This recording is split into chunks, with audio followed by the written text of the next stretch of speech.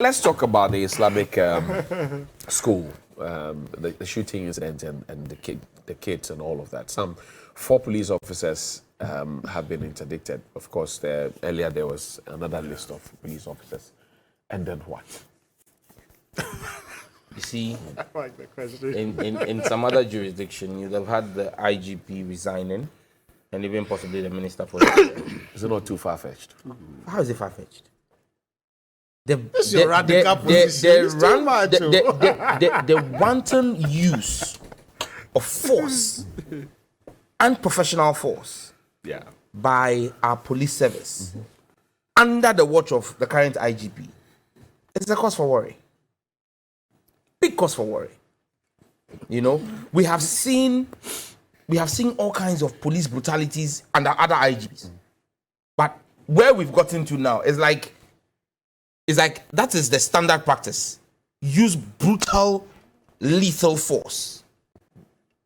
I mean, we can only thank God that none of the kids got killed in the school. But when you watch the video, you see the FPU, the Formed Police Unit, arrive on the scene in full formation, guns blazing, and armed students. I mean, look, the UN has standards for crowd control, where you start with even warnings, verbal warnings.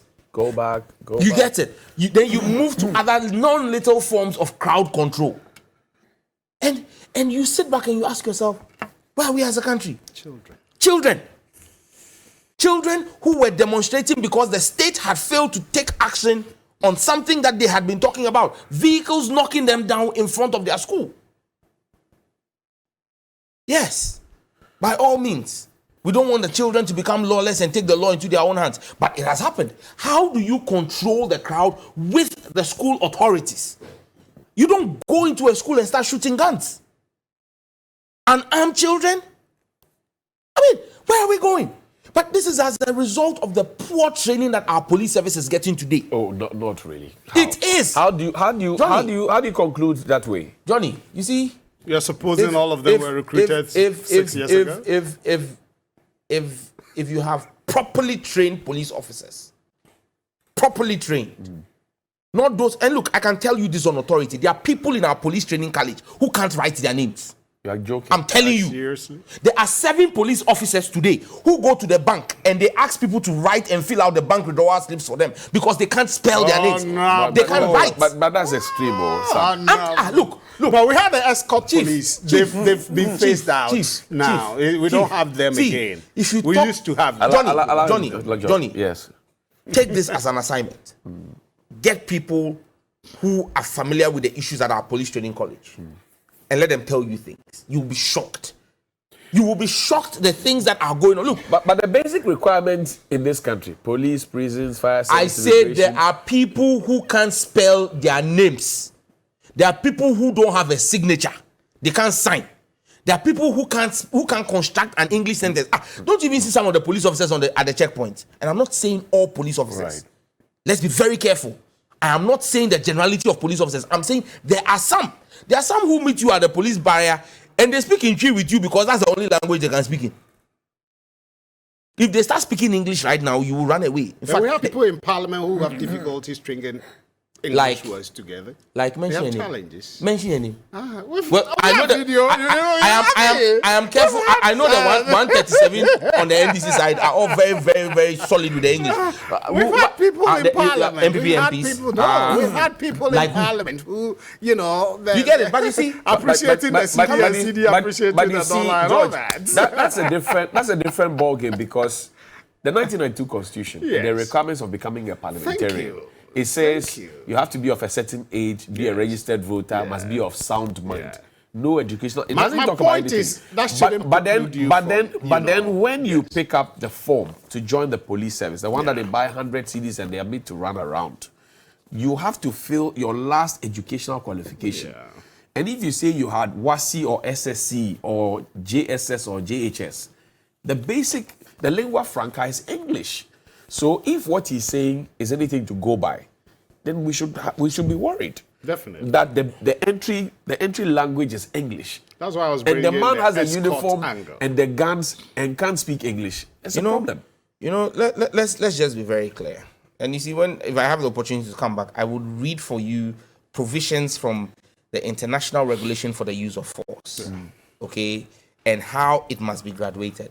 Because, Johnny, we're having too many of these instances. We saw it happen during the elections. In fact, before the elections, under Opomboenu, the former IGP, you saw the treatment of the law students. Ghanaian law students had to seek solace in the Canadian embassy. I mean, the Canadian High Commission. Why? Brutal use of force. And I've heard people say, oh, and someone made that argument. I think Samson Ladia made that argument on his show where he said, oh, but under the NDC, people like Gabi Oshidaku were also whipped. Yes, they were whipped. We don't say it is right, but at least he's alive to tell the story. Those who are being shot at, are they alive? The Nkranza young men, are they alive to tell their story? The Ejura, people who were killed, are they alive to tell the story? You see policemen take a knee and take combat position and fire straight. We've seen the police brutalities in Yellow Crop. We've seen police brutalities all over the country.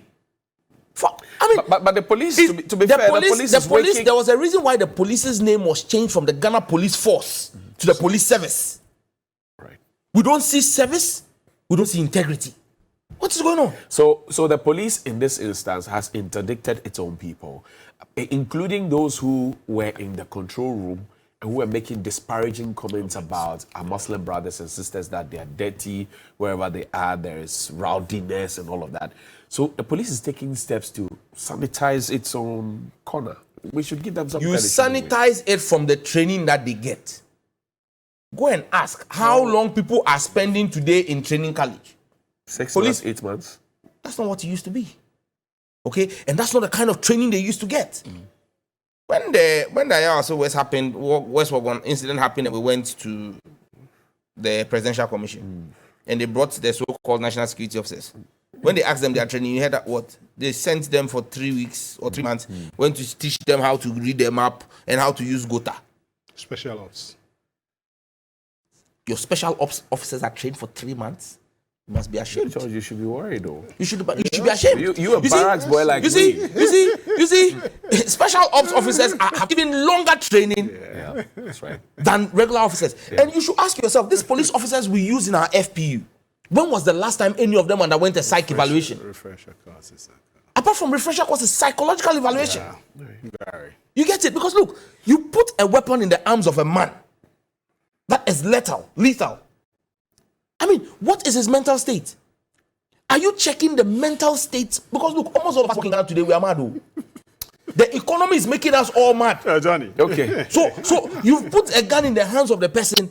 The person is thinking about how the economy is squeezing him, and then you send him into a provocative place. You are not doing psychological evaluations and mental evaluations. When was the last time our operational officers in our operational units, CTU, striking force, SWAT, rapid response, the FPU? When was the last time we did a psych evaluation and psychiatric evaluation of all of these officers who we put on a daily basis on the road?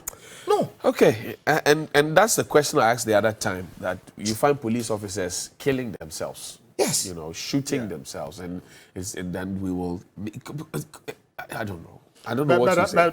I agree. It was high-handedness. I've been a child rights activist myself. I know Brighter Pierre is not happy. Right. They wrote a statement. Yes.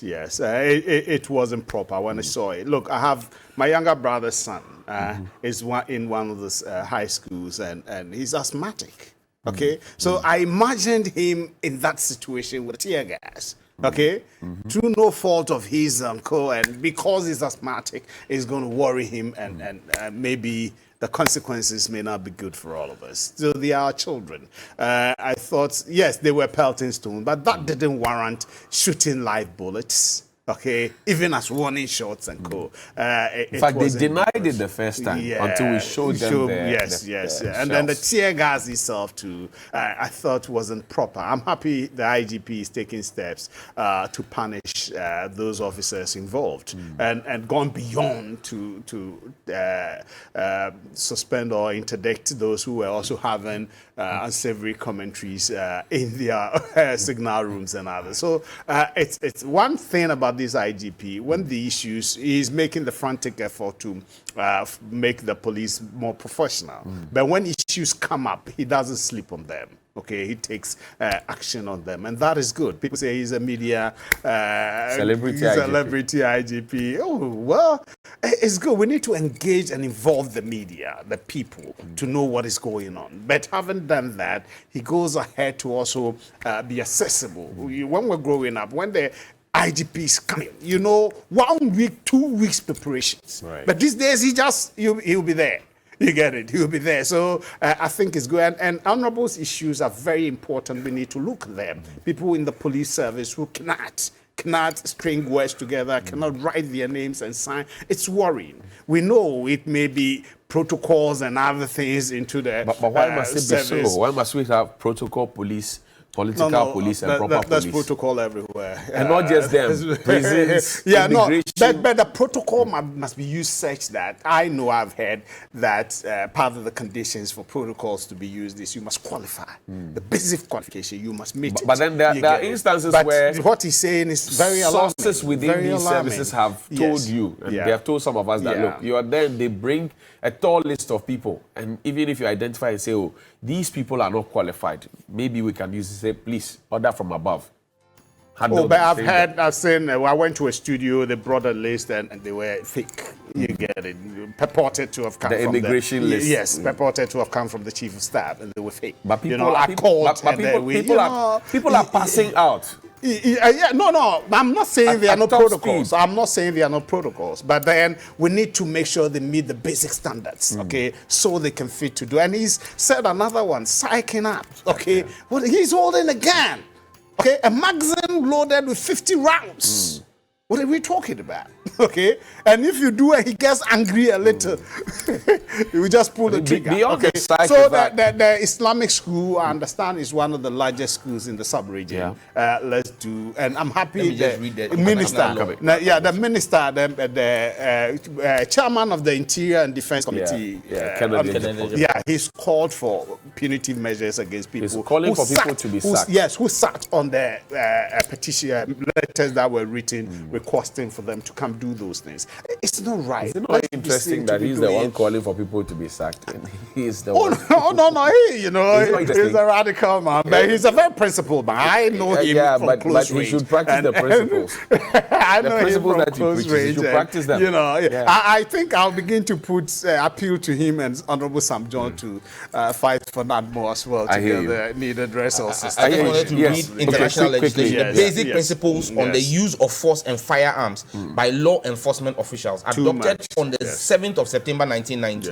If you read under the general provisions, section 4, law enforcement officials in carrying out their duty shall, as far as possible, apply non-violent means before resorting to the use of force and firearms. They may use force and firearms only if other means remain ineffective or without any promise of achieving the intended result. Then when you go to special provisions, the section 12, policing unlawful assemblies, which is exactly where this Islamic thing was, an unlawful assembly.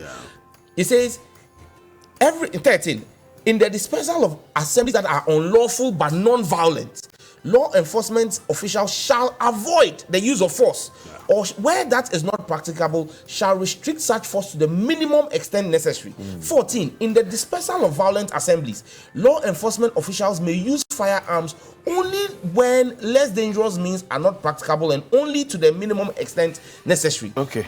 Charlie, when they met the students, the first action was discharging. Honorable, the stereotypes, because from what they were saying, if such a person is leading, it's in trouble. But I think that Cephas Arthur, Freeman Tete, and even Kwesi Fori themselves have mentioned this, or what you read. Yes. They know it. They talk about gradual use. Of force. So if they know how is it that we're getting... I'm just grateful to the Speaker of Parliament. I know, when this issue happened, Muntaka Mubarak came under Order 72 of the House and made an urgent statement, and the Speaker gave 7 days, a week, for the Parliamentary Committee on Defence and Interior to go to Kumasi, meet with the students, and present his report. That report should be presented, I think, today in Parliament. So please follow it. We will follow it. And the chairman is interested. Sam Jatta George is the member of Parliament for the Ningo Pram constituency in the Greater Accra region. George AEC is the National Communications Director of the National Disaster Management Organization. Says they're going to Tema Fishing Harbour today for some stimulation exercise.